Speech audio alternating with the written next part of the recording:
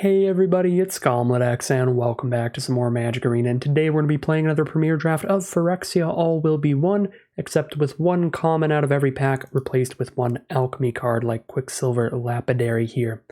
So without further ado, let's get into our pack 1 pick 1, which is going to be pretty easy. I don't think any of our mono-colored cards are super powerful. Lattice Blade Mantis is quite good. That's probably my favorite mono-colored card, but also Duelist to Deep Faith for toxic strategies. So we can just take one of the powerful multicolored cards, and I think the strongest one is just going to be our rare Kaito Dancing Shadow. 2 a blue and a black for a 3 loyalty planeswalker, can shut off an attacker or blocker for a turn, can draw some cards, can make a drone. Again, not one of the scariest, most balmy planeswalkers ever. It is not going to win every single game that it gets cast in, like the Wandering Emperor or Koth or anything like that, but still a very good card and worth scooping up here when we don't have any premium removal or any really easy other options in the pack. I'm here to help. Alright, pack 1, pick 2, we have Planar Disruption as a very good monocolored removal spell. We have Cankerbloom as a premium 2-mana creature, and Bilious Skulldweller as a ridiculous 1-mana creature. I think we can just take Skulldweller here. It's pretty on par in power level with the strongest cards in the pack, and it's on color with Kaito, so it's the easiest pick. Really nice card because it's great on turn 1 because you can start getting that poison damage in, that toxic damage in, and it's a great draw later in the game because it can always just trade up into the largest attacker your opponent has on the ground. So love me a Bilious Skulldweller. Easily one of the best cards. Sticks with our Kaito here. We will scoop that up. Alright, pick 3. All of the alchemy cards have disappeared and we're just drafting a normal All Will Be One draft now. Don't have anything good in blue or black to follow up, unfortunately. There's just a Cruel Grimnark and Vraska's Fall, which are both begrudgingly playable. I actually like the Grimnark a good amount, but it is a 6-mana card, so you can only run like 1 copy. We have 3 really good monocolored removal spells, though. Volt Charge, Planar Disruption, and Infectious Bite. And I think that Planar Disruption and Infectious Bite just both work a lot better with black than the Volt Charge would. I don't love the black-green or the black-red decks, because the best things that black can do in the format are toxic and proliferate things, whereas red doesn't do really anything with poison counters. So I think we want to take Disruption or Infectious Bite here, moving to potentially white-black or black-green toxic. I think I'll just take Infectious Bite here. I think they're both pretty great cards. Alright, pack 1, pick 4.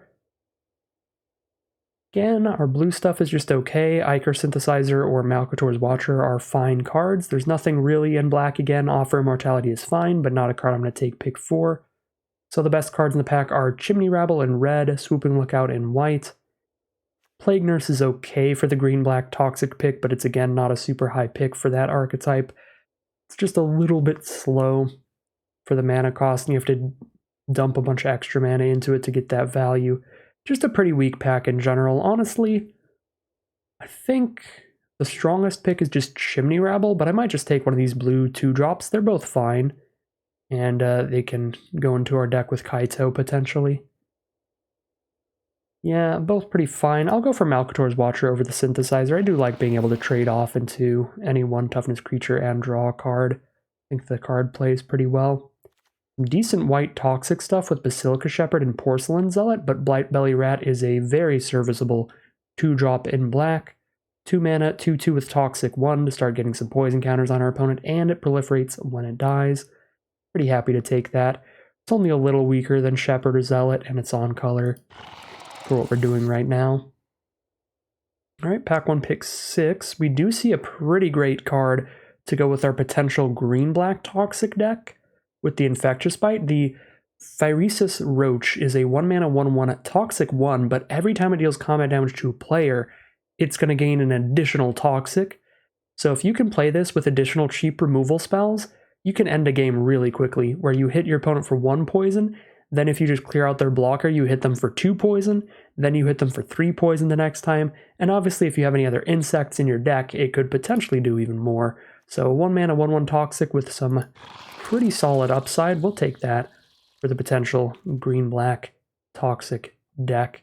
Here's a Maze's Mantle or a Maze's Skull Bomb. Both would be quite filler for that green-black toxic deck. Don't think either are super high picks, although it is pick 7, so at this point we're probably taking some filler. Problem is that Furnace Strider, Ambassador, and Cephalopod Sentry are all fantastic. just much better cards. I think I'd rather just take a kind of speculative pick here. Just in case things fall apart, we can still have a pretty strong card. I'll go for the Ambassador because it's the easiest to get played. If we just end up in white at all, that'll go into any white deck. Okay, now we just have Maze's Mantle. Oil Gorger Troll doesn't really work in green-black. We're not going to have any oil counters on our permanents, but it is very good in other green decks. Titanic Growth is actually a much easier to cast combat trick than Maze's Mantle, and it does end some games. +4/+4 is huge. I think in most decks, Titanic Growth actually plays better, but in green-black Toxic, Maze's Mantle is really close and might be a little better.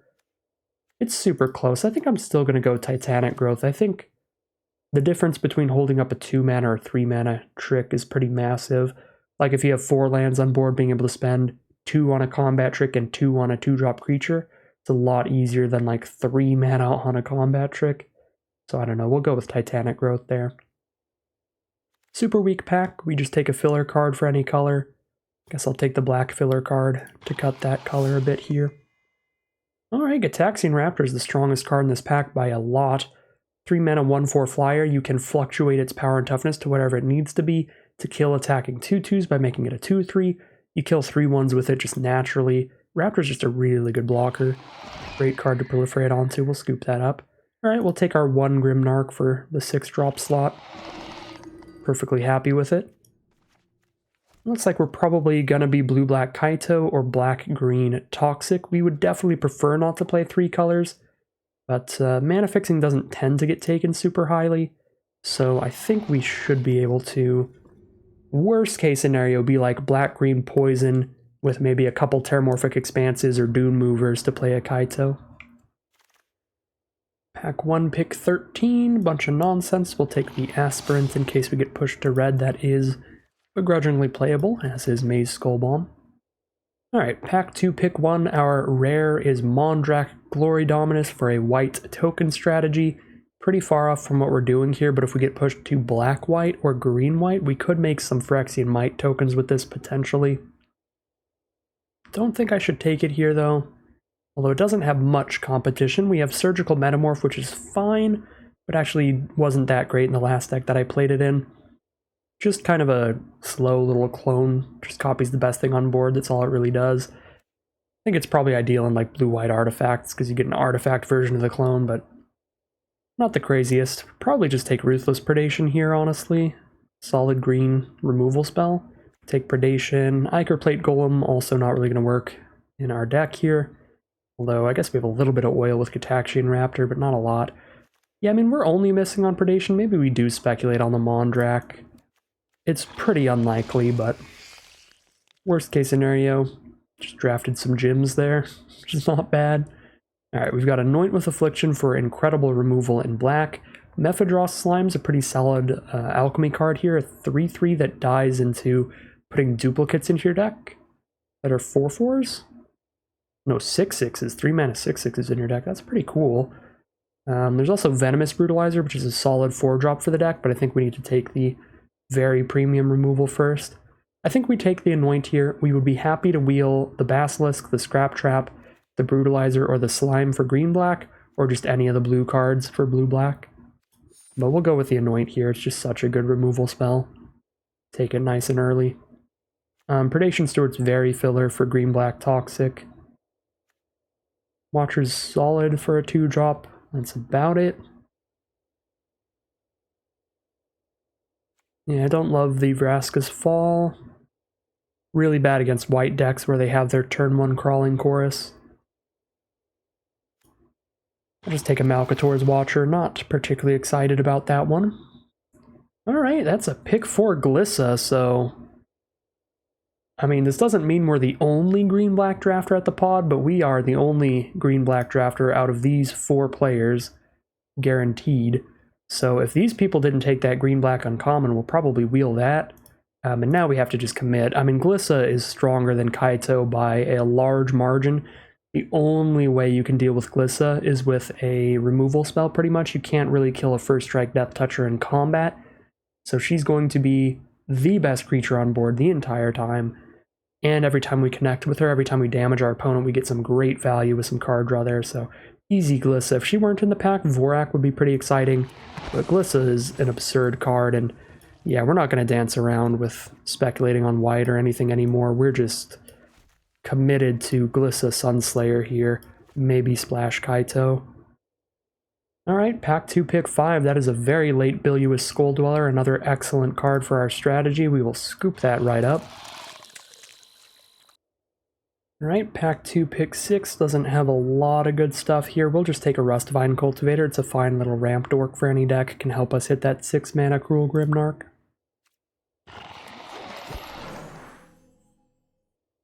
The Cultivator also being a 1-2 is just very relevant. This card would be significantly worse at 1-1. But at 1-2, it can block a lot of Crawling Choruses and Phyrexian Mites and just nonsense little 1-1s from our opponents. That is a late Atraxas Skitterfang as well. Pretty happy to scoop that up. Really nice card for pretty much any deck in the format, giving you whatever ability you need on attacks. So if I need to just get another poison counter in, we can send one of our toxic creatures into the sky. If we need to be able to hold up blocks, we can choose Vigilance. If we need to outrace our opponent, we can choose Lifelink. Really flexible, very strong card. Happy to take that. I don't know if I really want double Cultivator in here, but Gladiator's just not very exciting. We can corrupt our opponent with this deck, so we could be recurring it, but it comes back tapped and we lose a life when we do it. It's pretty slow. Skull Bomb as well, just like some slow kind of recursion. I'll just take another Cultivator. Again, even just having that 1-2 body can be deceptively good. Pick 9, we have a couple tap lands we could choose from, or a second copy of Grimnark. Honestly, with double Cultivator, kind of interested in another Grimnark. Iker Spit Basilisk on the wheel for pick 10. Somebody is playing green-black, because I think this was the pack with the uncommon Alchemy card, which means none of these players are playing green-black, but somebody over here is, which is not great, because that means we're getting passed from this direction next pack, and they might be scooping up our sweet cards like Glissas, so we don't get any more of those pack 3. It's okay though, we're already at 18 cards, we just need to find 5 more playables next pack. Ideally 6 more so I don't have to play this Kaito. We have not seen any mana fixing. No Evolving Wilds or Prophetic Prisms have been getting passed. So somebody might be trying to play an Atraxa deck or something, trying to do some 4-color thing. There's also like a 3-color Alchemy card you'd want a lot of mana fixing for. So either these packs had literally no mana fixing, or somebody is scooping it all up. Oil Gorger Troll is actually getting okay here. We've got 2 Rustvine Cultivators and Atraxas Skitterfang already. So I'm going to take that over a 3rd copy of Grimnark. I guess I am passing up on a Thirsting Roots, but that's really like last, like worst case scenario mana fixing. I'm not going to splash a Kaito off of just a Thirsting Roots. Alright, pack 3, pick 1. We'll just take the best on-color card with an Ambulatory Edifice, a 3-mana 3-2. If our opponent has a 1-toughness creature on board, then it is exceptional, a 3-2 that kills their 3-1 Batterfist, or their 1-1 Drake if we're super lucky, or their 2-1 Experiment, or their 1-1 Scamp. A lot of just 1-toughness stuff this can randomly kill, and it's important to keep in mind we can play it post-combat as well, to let one of our smaller creatures trade up into something that had higher toughness. Oh my god, how does it happen? How does it happen? I don't know. I guess we've cloned Glissa within the incubation sac or something. I don't know. I don't know the flavor of this, but we're just going to have 2 Glissa Sunslayers in our deck. Sorry, Mephidross Slime.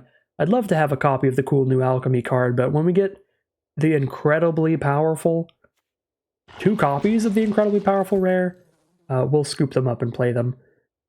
Well, luckily for us, this player is not the Golgari player. It's one of these 2. It's one of those 2. So that was a really lucky place for that Glissa to be opened. I think I'm going to take a Ruthless Predation over a Viral Spawning, but that is very close. Again, we probably can't play Kaito, but for removal we only have Anoint and Infectious Bite. I guess I have double Sunslayer now, so even if I don't have removal, I've got just First Strike Death Touchers on board a lot. I'll actually take Viral Spawning here. I think it's really nice for the potential Toxic strategy. We really need to pick up 2 drops. But I guess I have 5 1-drop creatures. That kind of makes up for it a little bit. Alright, 6 1-drop creatures, because we're not going to pass up an Evolving Adaptive. This is good in any deck. Just keeps getting bigger and bigger and bigger as the game progresses. It's often just like a 1-mana 3-3 by the time it dies, which is absolutely absurd. So I'm going to take Adaptive over Stalker, which is a little sad because we just saw we do need a lot more 2-mana creatures, but I guess if I have like 7 1-mana creatures, we can just be like, okay, well, there's all our cards we're playing turn 2. We're just going to keep playing more 1-drops. Alright, I guess I'll take a Long Legs here over a Grimnark again. Not a big fan of Vraska's Fall. We need some 2-mana creatures. We'll throw that in there. I don't know if I'm going to have room for Ichor Spit Basilisk because we have such premium cards at 3 mana like Glissa's Viral Spawning and Atraxa's Skitterfang. That being said, I'm not playing a third 6-drop. Those are the only other options. So I'll take a Basilisk. What do we have to do at 4 mana? Not a lot. Ribskiff is fine because it does have that big Toxic, but it does require us to crew it. So it doesn't really add another creature to the board. I do like Testament Bearer's Death Trigger a lot, especially in a deck where we can dig for really powerful cards like Glissa. Yeah, I actually like the idea of Testament Bearer to dig 4 cards deep to just try to find one of our Glissas. I actually kind of wish I took the Black Skull Bomb earlier because the idea of just being able to pick up a Glissa if Glissa ever gets shot down by a Volt Charge or something seems pretty powerful. I guess I'll just take the Thirsting Roots now. I probably don't play 2 Plague Nurses. I guess I'm just still not gonna do the Thirsting Roots Kaito thing. I wonder if I got any other insects for this roach. Probably not. I guess Copper Longlegs. No, it's a spider, not an insect.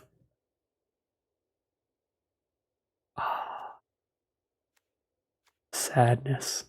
The Nombo. So tragic. Alright, we're definitely not going to play Cutthroat. Probably not main decking Canopy. Again, we have better 3-drop creatures than the Basilisks. Take another Testament Bearer over second Longlegs? Probably not, again, because just 2 mana is so empty. But I do have 1, 2, 3, 4, 5, 6, 7, 8 things to do at 2 mana or less, but this format really can't get enough. I'll just play another Longlegs. That's honestly seems fine. I'm pretty happy with Stinging Hive Master here. I'm pretty loaded up on creatures. We should get some more interaction like Maze's Mantle, but it's just not premium. I really like Hive Master in this deck over these Basilisks, so I'm still going to take it there. And I guess we'll just main deck a Carnivorous. Never mind, we wield a Draw Skull Bomb, so now even if a Glissa dies, we've got a way to bring her back from grave, and there's another non-creature little piece of little spell there. I was going to say piece of interaction, but it doesn't really interact. It's just recover. Just return something from grave to hand. All right. I mean, 2 copies of Glissa, not a ton of removal, but 2 copies of Glissa, some good cheap toxic cards to try to corrupt our opponent for some viral spawnings. We definitely have a deck here. So we have a viral spawning as well for another creature, so our creature count is whatever it is plus 1, so 22. So we'd probably just cut 5 creatures here and call it a deck. How much oil do I have for the troll? I do have the 2 cultivators, the adaptive, and the Skitterfang. And that's it, so 4 potential oil cards for the troll. 2 of them are really high targets for removal, the adaptive and the Skitterfang. Might be a little rough. Could cut that. Sort of just feel like I cut 6-drop. Cut down on the ramp a little bit, get a little lower, cut a 6-drop, cut a ramp dork, and cut a land. But I mean, our curve's pretty high. Well, 2.5. We have Skull Bombs to cycle early game if I don't have enough lands, and if I do, then we get to cycle them for the bigger abilities at 3 mana. Tons of 1-drops to play. Tiny bit of ramp. This looks like a pretty reasonable build to me, and I think it's what I'll go with.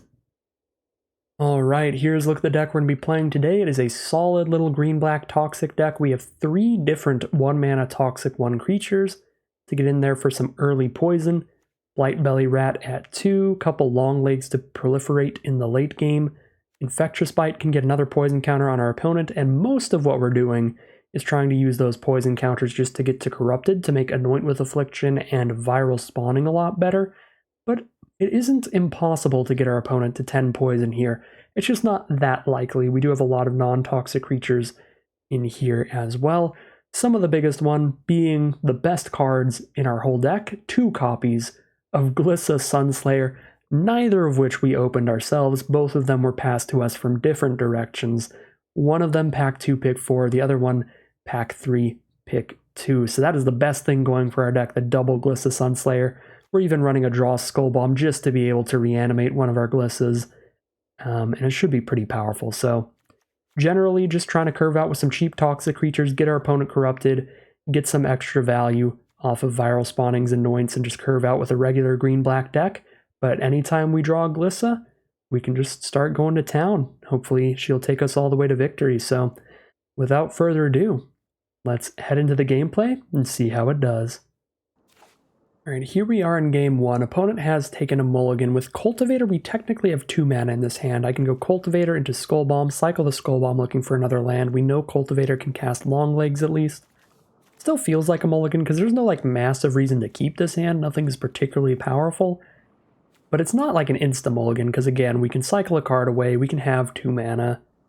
Just doesn't seem like there's a reason really to keep it over a 6-card hand, so we will mulligan here. This is definitely a keep. We have the Evolving Adaptive turn 1. We don't have anything to buff it up. We've got good interaction with Titanic Growth and Anoint with Affliction. Probably have to get rid of the 6-drop here. And see how things go. Hoping to draw pretty much any creatures as the ideal draws. Yeah, Cultivator works. We can go Adaptive turn 1, Cultivator turn 2, and that will buff up the Adaptive.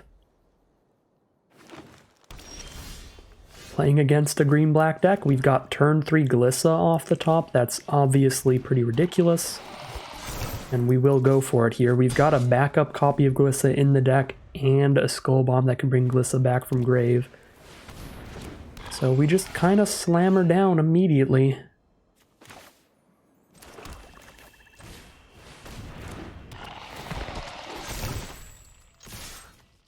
Send in for 3 damage with the Adaptive. No blocks from our opponent. They're down to 15. They're on black, green, and white. The only play they've made so far being Bone Picker Scourge. 2/2 flyer. If they corrupt us, it'll have Death Touch and Lifelink. It's not going to be enough to kill Glissa because Glissa's got that first strike. Alright, another Bone Picker Scourge. Just 2 flyers. They're going to have to try to outrace us here. That's about all they've got. Because clearly if they had removal for Glissa, they would have just used it by now. So we just send in the squad. I'm going to hold the Cultivator back so that I can have 2 mana up after playing a viral spawning. But send in everything else.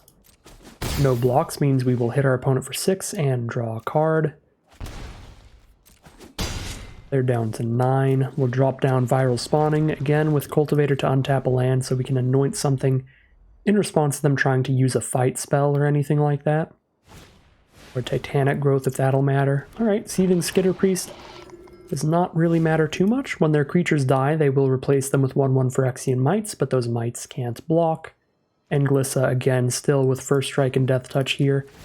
Going to be attacking in very freely, even if we didn't have a Titanic Growth, and even more freely because we do. Now I can play a Testament Bearer and still hold up 2 mana. They're going to go for the double block on the 3/3. Is it worth it to Titanic Growth here? Probably not, because I can threaten lethal with Titanic Growth pretty soon. Kind of cool with just these trades and then playing Testament Bearer. Another land. Yeah, they're down to a single Scourge, couple Mites.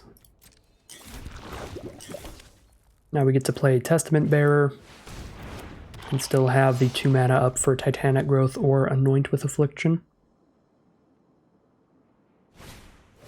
There's a Plague Nurse that will give them a Mite when it dies.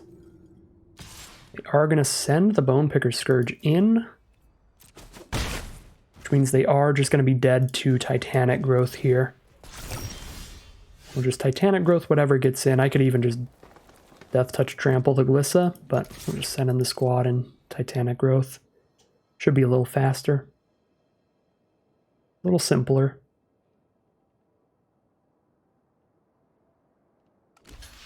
Yep, block there. Here's Titanic Growth, kill with first strike damage. Boop. And that'll be game. 1-0 to start it off. Here we are in game 2, turn 1 adaptive again. Adaptive into long legs into Hive Master is quite the powerful curve. We will be attacking with the adaptive as a 3-3 on turn 3. And as a 2-2 on turn 2. The card is just nuts. And we've got great blockers for the Phyrexia Roach from our opponent. So that is not really going to get in and get its ability going at all, unless they use a removal spell on our long legs.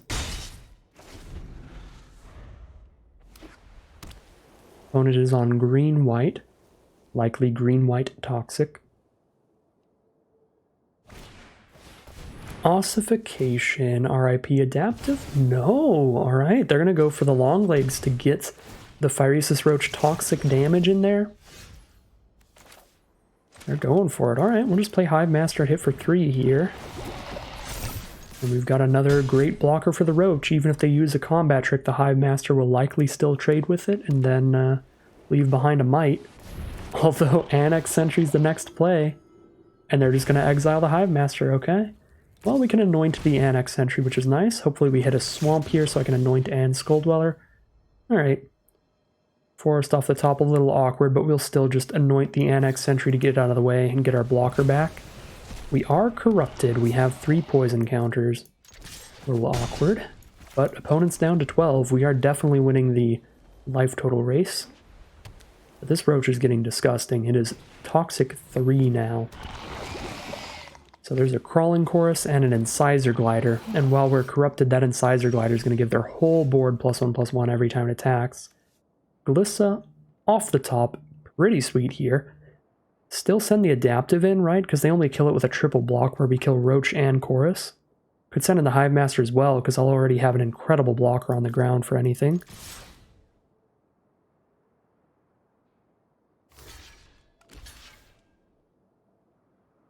Oh, alright, I'm really okay with this. We get to kill the Incisor Glider. I guess I do have to be pretty worried about their Toxic, since they do have a Toxic 3. But, feels like they're out of removal, because I think if they had a removal spell last turn, they would have killed it to get the Roach in again, put us to 6 Toxic, and make the Roach a 4 Toxic creature. But this was exactly what I was talking about when I took the Roach, of how scary it is if you can back it up with the removal and just keep chipping in with it. Like, again, if they hit one more time, we're at 6 poison, and it will be Toxic 4. So, that would be pretty dang deadly. Hold up a Skull Dweller on the block here. Just keep getting as aggressive as possible. Block with the Roach. Hopefully they don't have a Tyvar stand. That's about the only instant they could have to kill Sunslayer here.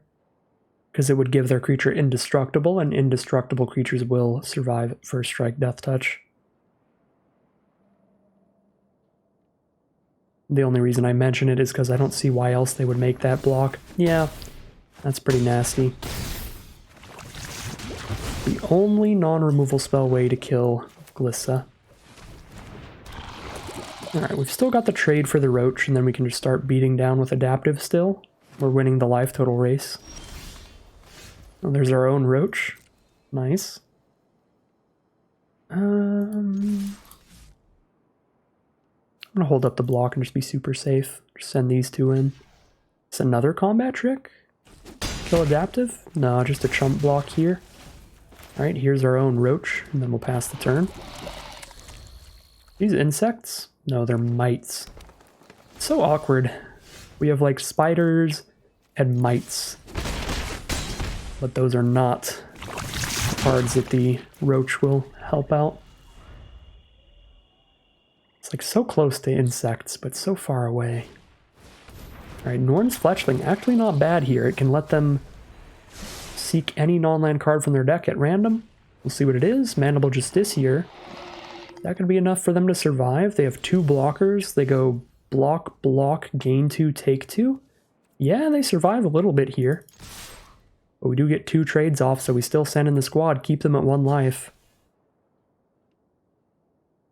They don't have a trade for adaptive on board. Oh yeah, and they do have to block adaptive, so yeah, we definitely attack. They actually just only trade 1 creature. There's Testament Bearer. I guess I could have played that pre-combat, but they were already just on block adaptive there. Phyrexian Vindicator, pretty spooky, but it's going to be too late for our opponent, because we can just go wide, attack with everybody for lethal.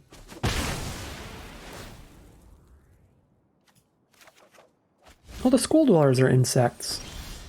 We do have insects in here. Alright, well here is the game, because we don't have any first strike, so they'll die before the Vindicator triggers.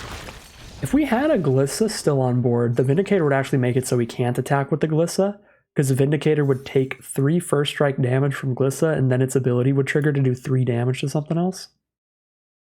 I mean, I guess I could still attack with Glissa because I had just enough creatures that even if they shot one, they'd die, but...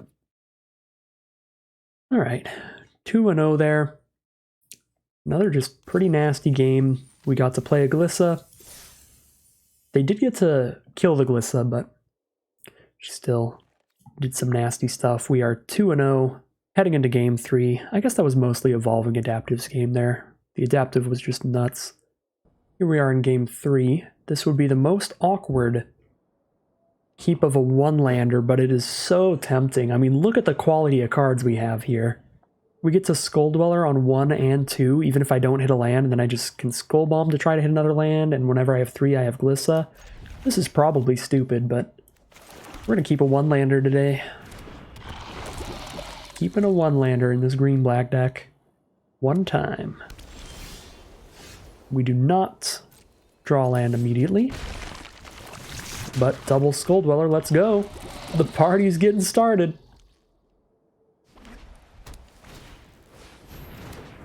Infectious Bite is actually a really good draw with double Skull Dweller, because we can kill anything with them. Send in the party. Alright, one of the Skull Dwellers is going to trade up into their 2-drop, which keeps us safe from any early aggro. And we'll see what we get from our Skull Bomb. Get a Cruel Grimnark. Alright, 6-drop is about the opposite of what we wanted to see there. Getting a little scary. Getting a little scary. Crawling Chorus is the worst 1-drop for us. That makes Skull Dweller really bad. But there we go. That's the forest. Just play the Glissa here, honestly. Yeah, again, I have a second Glissa in the deck, and I have a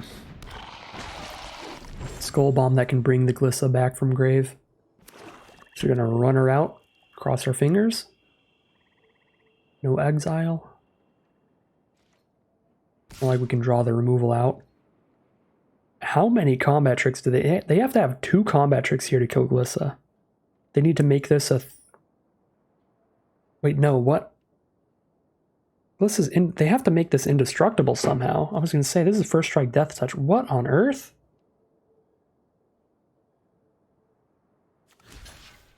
I can't think of a single spell that kills Glissa if I block. That wouldn't kill Glissa if I didn't block. Oh, never mind.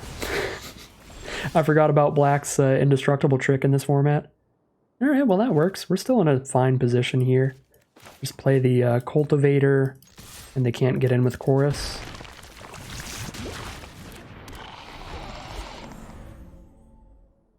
Oh, I can't believe I forgot about Offer Immortality. Been a little while since I played the format. Playing a lot of Crimson Vow because I've just been pretty bored of the Phyrexia. A new Tyvar stand. I forgot about Offer Immortality though. Alright, we have 5 out of 6 mana for the Grimnark here.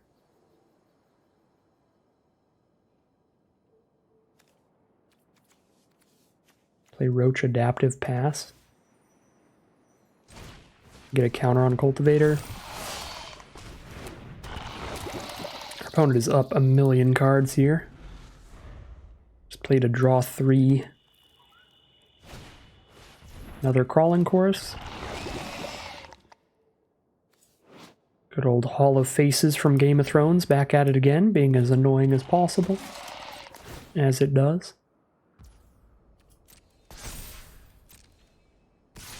Yeah, whatever, I'm just going to trade 1-drops at this point. Skull Dweller's never getting in.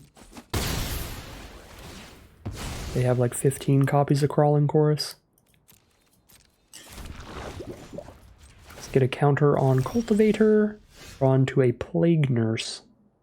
I can't play Grimnark this turn. I can play a 3/4 and that'll block anything they zealot up. Also buffs the adaptive.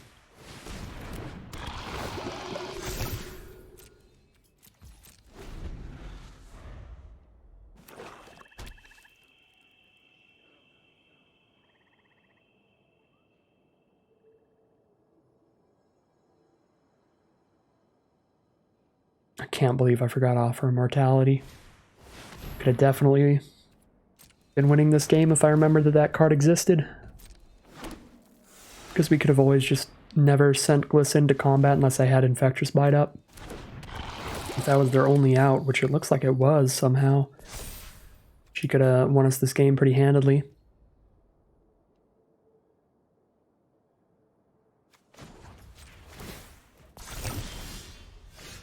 I was just really expecting just like any destroy or exile removal.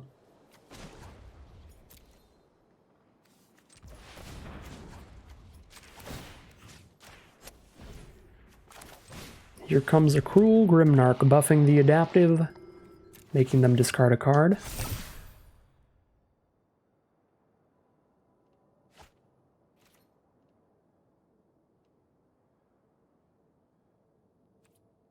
Go Plague Nurse with their 2/2 and Zealot.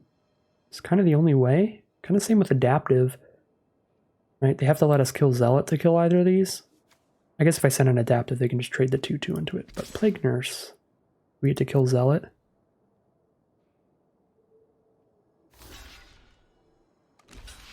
Or two things, that works too. You say that's the only way they kill it off a 1/1. Is with the Porcelain Zealot.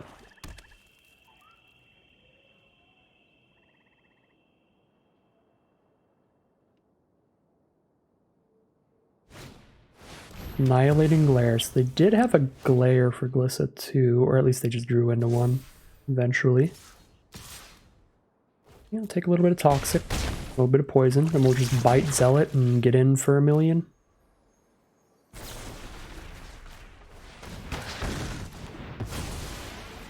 Do we outrace here? They're at 14, we deal 5, they're down to 9. We take 3, go up to 5 poison, then put them down to 4, then go up to 8 poison, then kill them. We outrace by a tiny, tiny bit. Do it. Let's go for it. And see who can draw some cards to supplement the curve.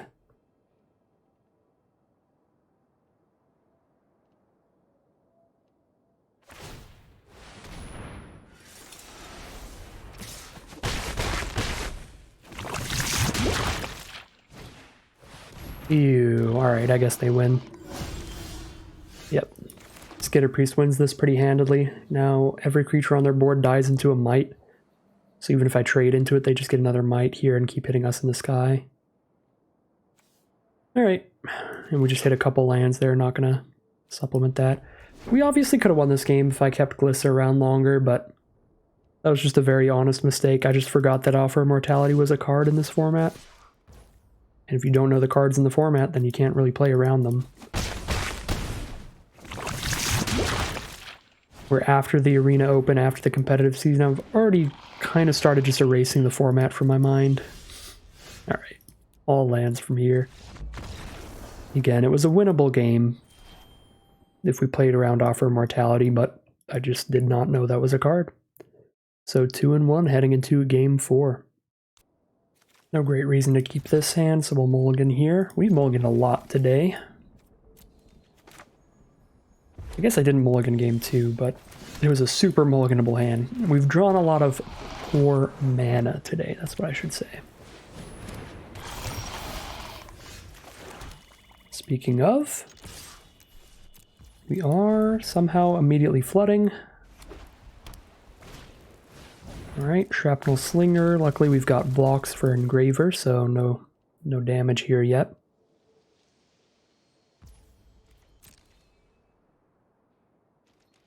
Get an oil counter on Cultivator and see what we do from there. Yep. As expected, we are immediately flooding. Alright, Testament Bearer digs 4 cards deep. So that should definitely get us some kind of action here.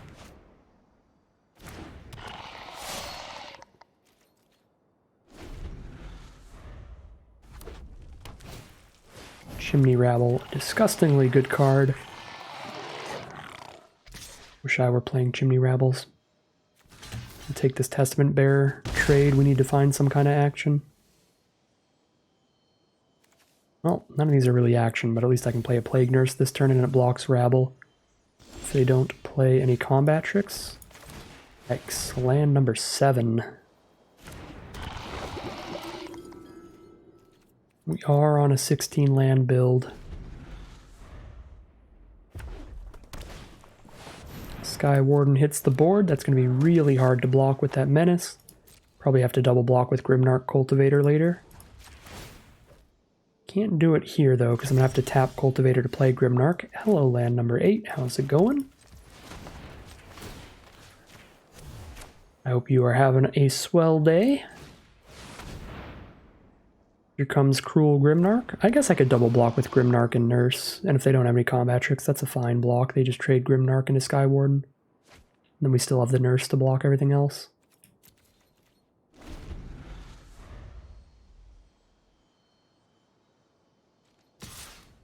Yeah, sure.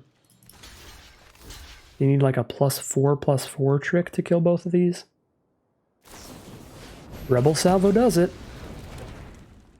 I mean, that already puts us in an unwinnable board state because they could just kill the 5/5 and start attacking. We have no blocks. And land number 9 says, how's it going?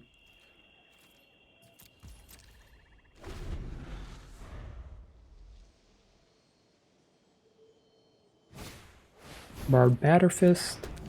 Buff the Sky Warden even more. Start hitting for 6 unblockable damage each turn. We can't block the Rabble at all either, so we're taking 8. We're dying in like 2 swings. Yeah, because they can just put it on Engraver as well and have 3 good attackers. All I can do is trump once. Yeah, we're just dead next turn.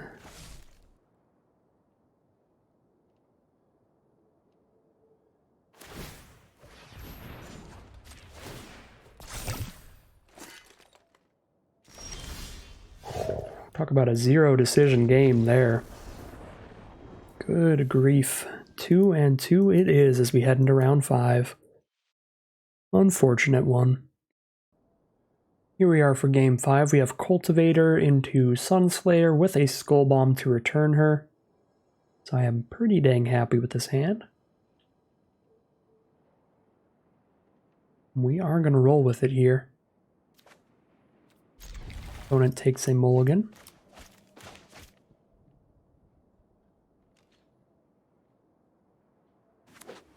Opponent is on blue. Now we have Cultivator into Longlegs into Glissa.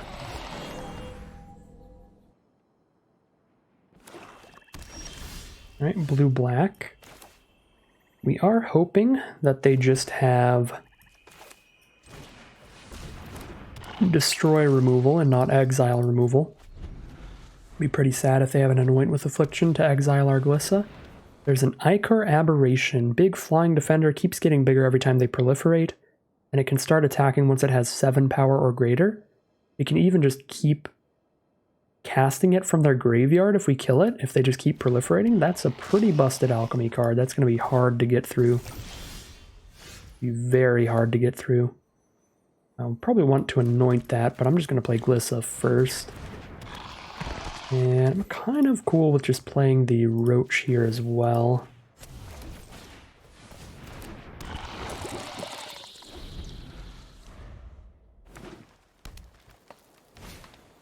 Azuri, Stalker of Spheres, so every time they proliferate, they draw a card as well. So now, even if I anoint the Ichor Aberration, they still have a blocker for our non-Glissa creatures. However, I think it's probably worth it to just anoint this before they get the ability to recast it from grave, because they might just trump, because they can just play it again next turn if they proliferate. Yeah, I think just anoint Aberration is fine. Then we draw a card here, because they're probably not chumping with Azuri.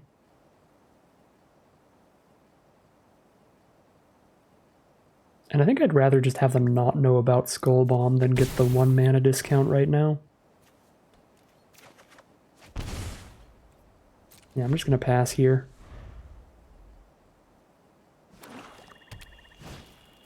Gulping Scrap Trap, big old 4/4. That is going to let them draw a card from Azuri when it hits the board and when it dies. Very nice synergy with Azuri.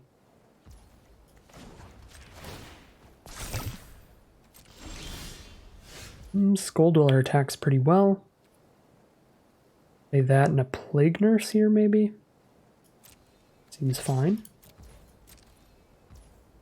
Right, no blocks, we'll draw another card off Glissa. Find a Testament Bearer. Testament Bearer in Skull Dweller or Plague Nurse in Skull Dweller? I think I'd rather go Testament Bearer because it's big enough to attack into the 4/4. Whereas the Plague Nurse is not.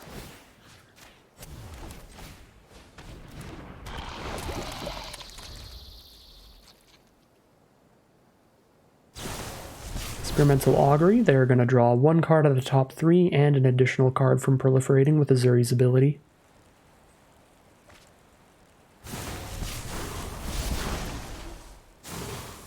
Couldn't anoint Azuri because Azuri was a 4 mana creature. But there would have been a decent argument for it. But yeah, I just realized Azuri was 4. Contaminator is a very good card, but we're still pretty great to just keep attacking here. Still pretty set.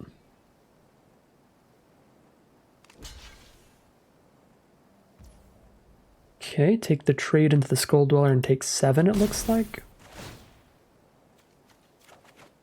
Ambulatory Edifice is the draw. Not great here, probably not playing it. Play a Plague Nurse.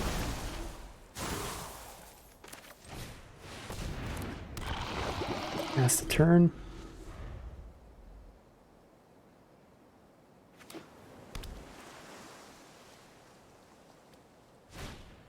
Adaptive Spore Singer is going to draw them a card when it hits the board with that Proliferate trigger. Could also just buff Contaminator to make it easier for that to proliferate by hitting us. He's a vigilant attacker as well. They just kill Plague Nurse and they don't draw a card if we do this. Yeah, they just kill one of our creatures on board.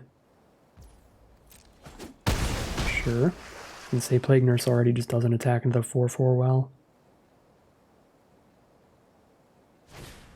And another Adaptive Spore Singer. This one will draw them a card though. They have dug really far. They've drawn a lot of cards and just found like 0 removal.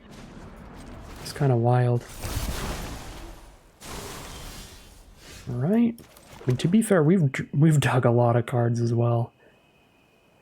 We're both digging pretty far. We still attack with Glissa. If they block with 4 creatures, they still can't kill her because we first strike everything that's bigger than a 2/2.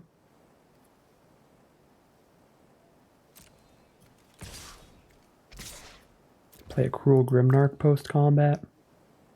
Testament Bearer is probably trading with a 2/2, and then we can pick up our second copy of Glissa, maybe. Have our backup in hand. They have 0 mana untapped, so I don't think this is going to work how they want it to.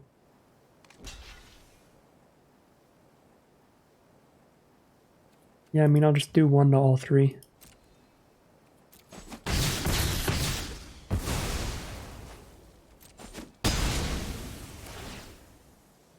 And we'll just have a backup Glissa now. Yeah, there's the concession from our opponent. I don't know. They didn't know. I don't know. There was something about First Strike Death Touch they didn't realize there.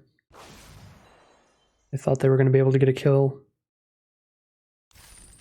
Or it could have just been a concession block. Either way, we are going to be 3-2 now as we head into game number 6. Here we are in game 6. Another turn 1 adaptive here. No green or no black source is a little awkward, but we can dig with Skull Bomb and we have a Skitterfang on 3. Adaptive on 1, cycle a Skull Bomb on 2, Skitterfang on 3 is a pretty good curve. Obviously not perfect because we're not playing a 2-drop creature, but I think it is certainly good enough to keep, especially if we hit the black source. I think we're still... I guess I'm not playing a 2-drop for adaptive, so I might play Skull Dweller first. I'm not going to hit them for 2 on turn 2 anyway. Might as well hit them for some poison. Same amount of damage. Next turn we go adaptive Skull Bomb. Yep, hit them for damage and a poison counter this way. Okay, adaptive and Skull Bomb.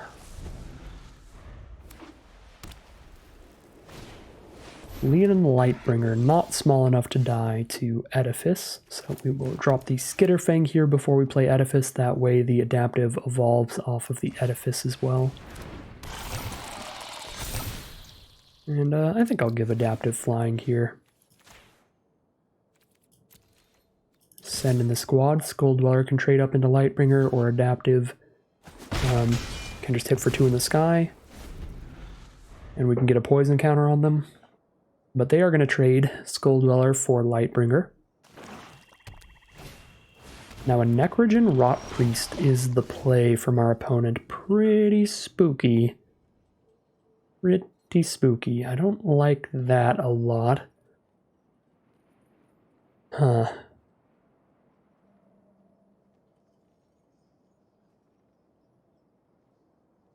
Just a 1/5 here.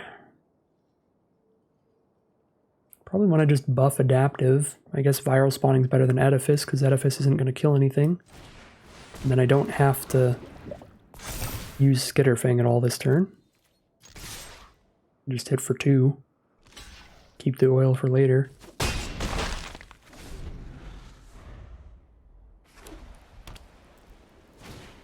Slaughter Singer. It's the full-on green, white, black toxic. Past the turn, they have the mana to give either of their creatures Death Touch off of Rot Priest's ability. They block adaptive with Rot Priest, give the Rot Priest Death Touch. I'd need to do 2 more damage to it, which Edifice can only do 1. Feel great. So I could Skull Bomb adaptive here and just get a big attack in. They can still just block and trade Slaughter Singer into it, but we trample over. Or they can double block and we get to kill Rot Priest.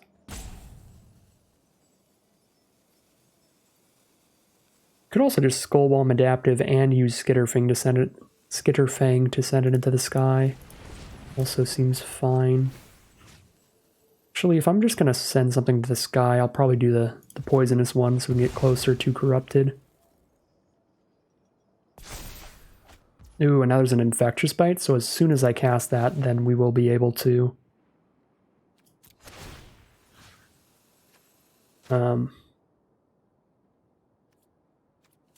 Death Touch is interesting too, but that opens them up to a good Offer Immortality play, now that I remember that that card exists.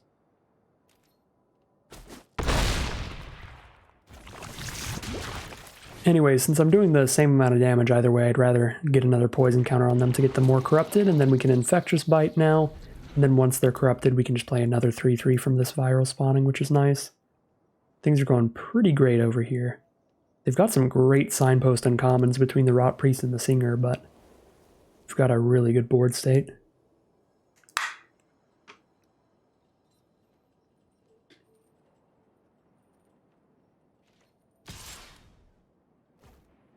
Slaughter Singer's coming in. Skull Dweller for Singer trade is honestly just fine by me.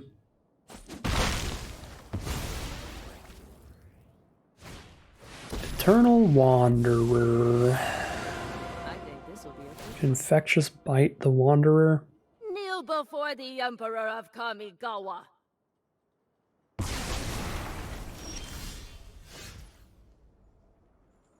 Does shoot players or planeswalkers, right? It doesn't shoot planeswalkers? God. Why doesn't it shoot planeswalkers? These almost always do, like Master's Rebuke. I can't believe that, honestly. Well, that's obviously rough. I guess I get to kill the Rot Priest post-combat, and then play another 3/3. We'll kill the Wandering Emperor next turn. that might be too slow.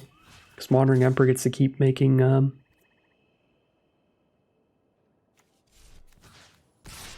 Samurai to block with. I'd say we force the block a lot more by attacking Wander than by attacking them.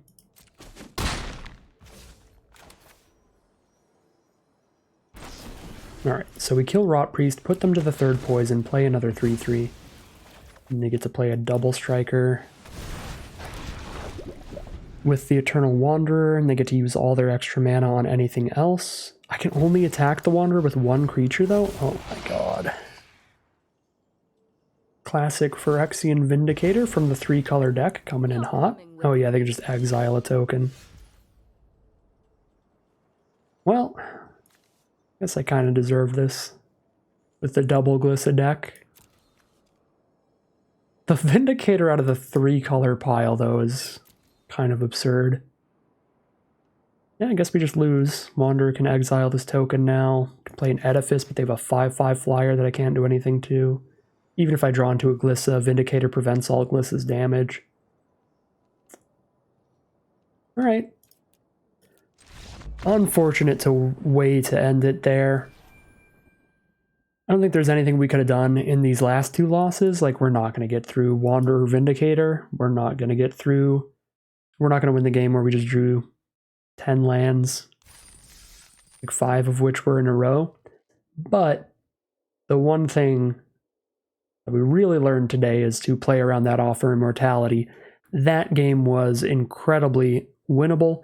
That was just a little bit of a blunder. I just forgot that Offer Immortality was a card in this format. Had we won that game, which I think we would have if I played around that combat trick, we'd be 4-2 right now, and who knows where the rest of the matches would have gone. I think this deck could absolutely have 7-winned it.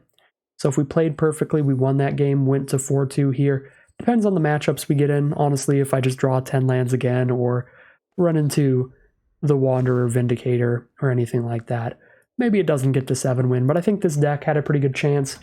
I think I drafted and built the deck pretty well. The flaws here were in gameplay and pretty much just in the forgetting about Offer Immortality as a way to kill Glissa Sunslayer. That game was super winnable, but we kind of punted it away there. So 3-3 run, a little bit unfortunate, but it is definitely partially self-imposed. One of those losses was perfectly winnable. The other 2 were always going to be losses, but that's the way the cookie crumbles. A 3-3 run from the premier draft of All Will Be One Alchemy. Well, that is going to end today's video.